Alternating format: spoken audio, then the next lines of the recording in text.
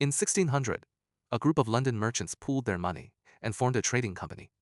By 1803, that company controlled more territory than the British government itself. It had its own army, 200,000 soldiers, its own navy, its own courts, its own prisons. It collected taxes from 40 million people. It fought wars, signed treaties, and toppled governments. It was not a country. It was a corporation. This is the story of the East India Company and how one company conquered 1 billion people without anyone stopping them. India, in 1600, was the richest place on earth. It produced 25% of the world's GDP. Its textiles, spices, and silk were in demand everywhere.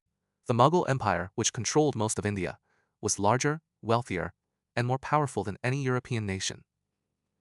The British knew this, so they sent traders, not soldiers. The East India Company started small. A few ships, a few warehouses, a trading post in Surat in 1608. They were polite, helpful.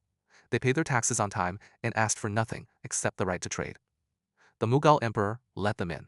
That was the first mistake, because the company was not just a trading company, it was a business, and businesses have one goal: profit, not at any cost, at every cost. Within 50 years, they had trading posts in Bombay, Madras, and Calcutta. Within 100 years, they had their own army. The turning point was 1757. The Mughal Empire was fracturing. Regional warlords were fighting each other for control. The companies saw their chance. At the Battle of Plassey, 3,000 company soldiers faced an Indian army of 50,000. They did not win because they were better fighters. They won because they had bribed the enemy general. The Nawab of Bengal surrendered.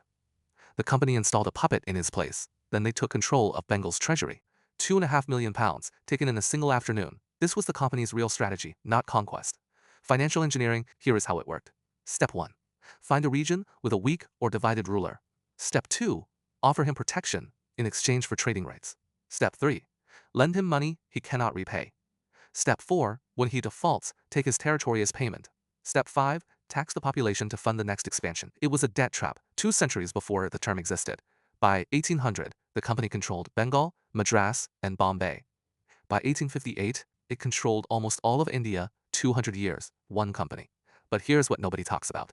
The company was not just extracting money, it was actively dismantling India's economy.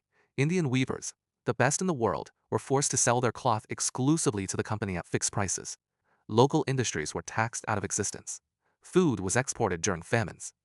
In 1769, a famine killed 1/3 of Bengal's population. The company shipped grain out of the country anyway. By 1800, the company had an army of 200,000 soldiers, twice the size of Britain's entire military share. It was not a company anymore, it was a government. With shareholders. In 1857, Indians finally rose up. The Indian Rebellion, the largest uprising of the 19th century. It took the British 2 years to crush it. In 1858, the British Parliament dissolved the East India Company. Not because they felt guilty, because the company had become too powerful and too hard to control. The British Crown took over directly. India became a British colony for another 90 years. By some estimates, Britain extracted $45 trillion from India during the colonial period. India's share of global GDP dropped from 25% in 1700 to 4% by 1950. So here is the real lesson. The East India Company did not conquer India with guns. They conquered it with paperwork, trading licenses, debt contracts, tax agreements, supply monopolies. Every weapon was financial. Every victory was legal. The most effective empires in history did not win by being the strongest. They won by controlling the rules of the game. And once you control the rules, you do not need an army. The army is just the fine print.